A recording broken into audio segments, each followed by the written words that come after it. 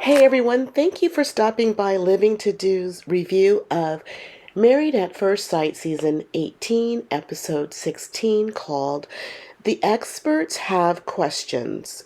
Before I get started with this review, please like the video and subscribe to the channel. I would really appreciate it, and I thank you in advance.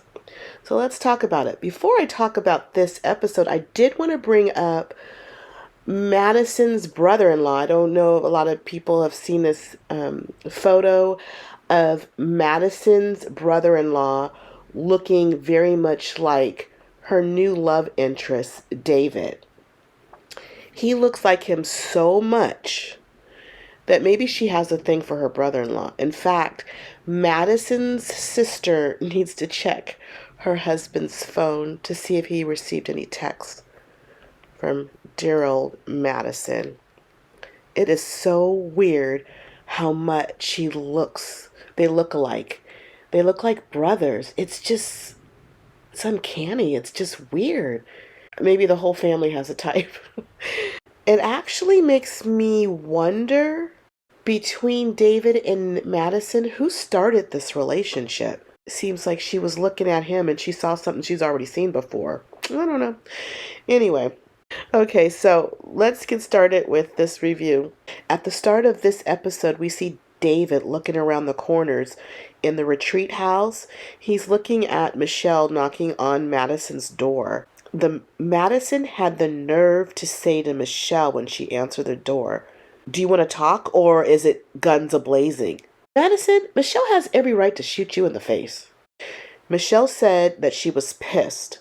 So you would think that Madison would say something a little concerning.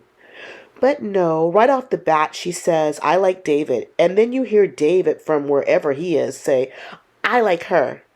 That scene was so out of pocket. We then see MM in a confessional saying that Madison and David are creeping like TLC.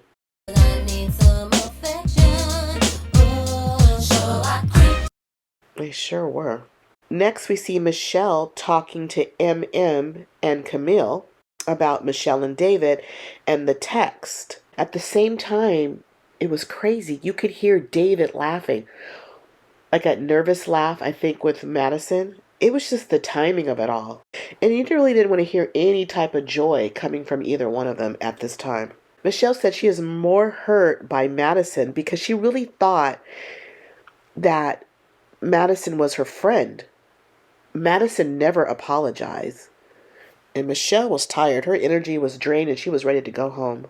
MM brought Madison to the retreat, so they got ready to leave. And you know this was at night. And it was real late because at 10:27 we saw Madison wake up David, and that's how this whole commotion got started. So all after the fighting, Alan in the kitchen banging stuff, and conversations had by Michelle and Madison and Michelle and David. You see her now talking to the girls in this room. So it's kind of real late now, real late. But the two get up and they go back to their home. That's Michelle and MM. Then we see Madison in a confessional saying that Alan is really hurt and she feels awful. She hopes that he can understand and forgive her someday. Well, don't hold your breath. We see Thomas says he feels really let down by David. He doesn't know if he can trust him. He's a liar now. He's a known liar. The next morning, Juan greets David in the kitchen. David says he lost his appetite. They talk about next steps. And Juan says you have to be very tactful and you have to own up to what you did and apologize to Alan. Juan says he can't really be around people like David. And Madison is guilty. And they going to have trust issues going from here on out. They're going to have trust issues. And I don't know if he meant in future relationships or he's going to have trust issues with them. Still at the retreat, we see David knock on Madison's bedroom door. She greets him with a hug. He enters her room and he's comfortable laying on her bed. Might that be the same bed that Alan just got up out of? Ooh, that's so not cool. You are both married people and you're in her marital bed. She just shared that bed with her husband and the two are lying in it or across it, but they shouldn't be nowhere on it.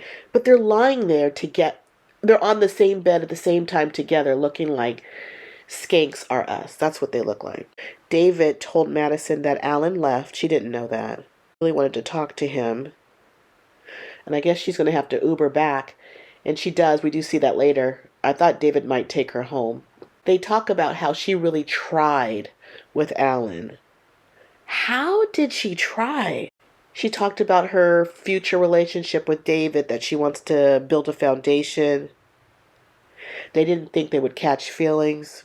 Well, when you're out at 3 o'clock in the morning with each other, these people are truly indecent. They are truly two indecent people.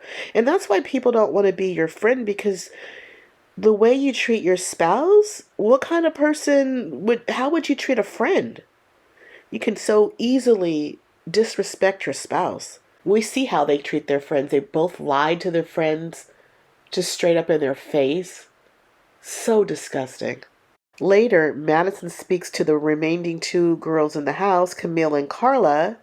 She straight told them right off the bat that she has feelings for David and that they both bonded over bad marriages. Carla, a real one, always keeps it real. She spoke of their sacred space that they would share as a girl group, with Michelle opening up about her marriage problems, and Madison was right there. You don't cross boundaries on someone else's marriage, Carla said. Madison was quick to tell the girls that she didn't receive the text. Carla told Madison that their friendship, was close. They were the closest out of the group, out of the girls. Carla said that what she did was dirty and grimy. Later, we see Carla say that she needs to sage the house, that these people act wild. One of the girls, I think, said, are you on your honeymoon? And Madison said that, she just has an elevated relationship with David. Carla said trust levels have been broken, that she doesn't hang around women who would cross boundaries like that. After that talk, Madison left the house. Honestly, who wants you around anyway?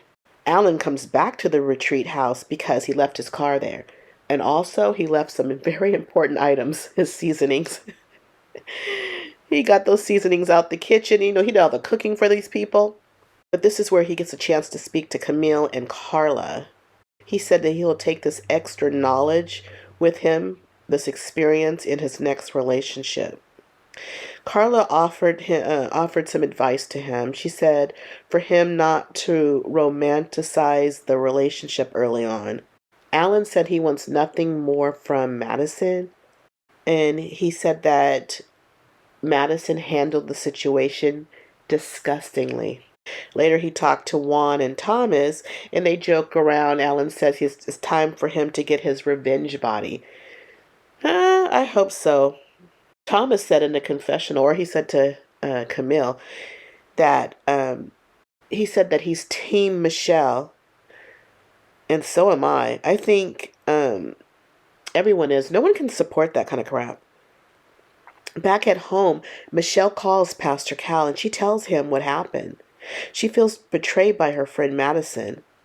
Pastor Cal said that Madison showed an incredible lack of integrity. Alan goes to Michelle's house and he tells her that he feels supported by his friends. It feels like sincere support. He does. Those people, the remaining couples and MM are very, very supportive friends. They seem like really good people. And we see footage of activity during the process where we see Madison and David coming home at the same time, 3 in the morning. They show the side-by-side screens of them, the two entering their shared apartments with their spouses in the apartments waiting for them. And we see these two walking in. It is so disgusting. This is how she's trying. This is how she's trying. She should be home all these hours, all that time spent with David. That's how you try with your own husband. And even talked about tacos, both of them talking about tacos. So that's what they were getting at night. I mean, they were both saying in their different scenes, oh, I'm getting tacos 3 in the morning. I eat tacos after sex. It's all this stuff. It just, oh my God. It's playing out the way it went down, Madison. This is hoe behavior. You're a whole hoe. Alan was telling Michelle that he received a text from Madison, and I guess she was trying to apologize by text. And he told Michelle that he responded back to Madison telling her, don't text me, don't message me. Sorry. Michelle said to Alan that she hasn't cried about the situation, but she will. Alan goes back to his shared apartment and he destroys the wedding photos and marital items that they received.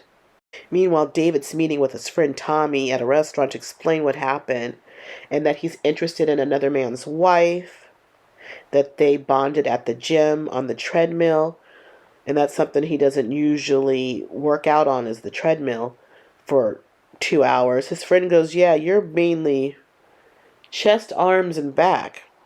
David seems so happy talking about Madison. His friend said he's really happy for him, but a real friend like Carla would have told him, you're wrong for that. That's foul behavior. Later we see Madison get back to the shared apartment, and she sees the mess that Alan made and left for her.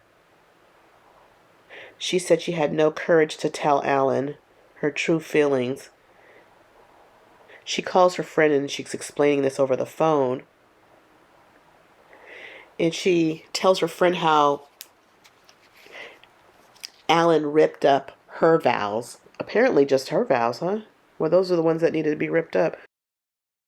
It's expert time. First up, we have MM and Akechi. Of course, she arrives first. She's in a good mood. She wishes Akechi nothing but the worst. It's funny, the experts laughed at that. Dr. Pepper says, you're only human. Then we see Akechi come in. Comes in late. Why aren't you ever there first? Always have to make an entrance. Nobody's looking for you anyway. You look like a fool with that stupid white hat you wore.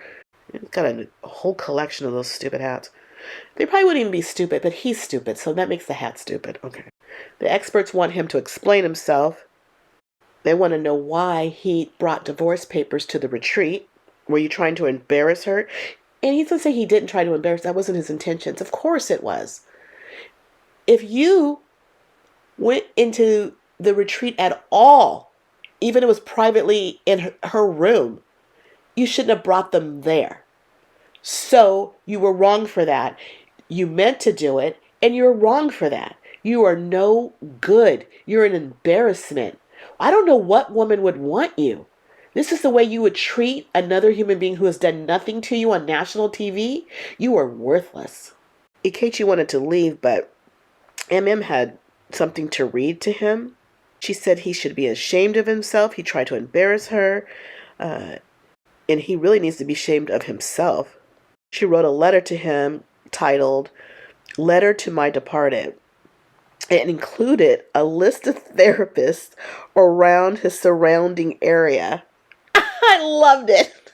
Oh my God. After receiving this information, Pastor Cal says, you can leave now. She told the experts that she usually charged for a consultant fee, but this one was on the house. Next up, the experts meet with David and Madison. Before she gets there, we see her say she doesn't want to be berated by the experts. And I'm saying, too bad. You are going to get berated. You're no good. She wants to be shown grace. Can you believe this? Grace and compassion. Where is Alan's grace and compassion? Until Alan gets his grace and compassion and is made whole, you get nothing. You get criticism. Next, the experts talk about the text. They say that the text was intimate in nature and that couldn't have been the first intimate text sent because it was the type of text that you would have received other ones before. How did you know that would be acceptable? There must have been other texts. I believe it. You're out in the 3 in the morning with each other, and you get this text, "I want to eat you up." And she never received that text, but she had texts from you. But when she told that to your wife and they looked at her phone, there were no texts. So there were other text messages. I wonder what they said, but we'll never know because you ask a liar a question, you're probably going to get a lie. So we'll just assume what it said. We'll just assume what the other text messages. We never did get to see his phone. He guarded that. He wasn't about to delete her text. Oh no. The experts want to know if they've been intimate. They said no, they have not been intimate. David says if you call a hug intimate. Dr. P said they're lying. You're lying. I mean, we can make it up because if they're going to lie, they have absolutely no credibility, so we can make it up. We can make it up whatever we want. Something that was really interesting, apparently at the beginning of the process, Madison told the experts that she did not want a man of color. Did you know that, David? Did you know your blonde prized trophy wife doesn't want a black man? Pastor Cal said David wouldn't have been one of your top 5. At that point, Madison seemed to backpedal about David a little bit. She said that, because David's really happy with her and he wants to see where it goes. But she downplayed it a little bit, talking about she wants to build a foundation. She wasn't overly joyous about being with him at this point. And that's true. And that's exactly how she did Alan. Everything was, we're working on it. It was never, she was really gun-ho about anything. And at that moment, she seemed to backpedal just a little bit. And David kind of looked, I don't know, he kind of looked a little down at that moment. Because I don't know what he's really, I mean, I hear they're still together to this day. And I hope they're miserable, honestly. I hope their relationship is disastrous because that's what they deserve. And that was pretty much it. I think next week is decision day. It just seemed like it just snuck up on us all of a sudden. Where else can we go when we got 2 couples? Really got one, Thomas and Camille. I don't know. I'd be surprised if Carla and Juan stay together, though they seem to be, I don't know. To me, they seem like a good couple. I don't know. I would be surprised to see that they're still together or they say yes on decision day. But that's it for now. Thank you for staying with me to the end. I had a cold, so I sound a little terrible today, but I do thank you for staying with me to the end. Please like the video and subscribe to the channel. I would really appreciate it. And I thank you in advance, but I gotta go because I got healing to do. Bye.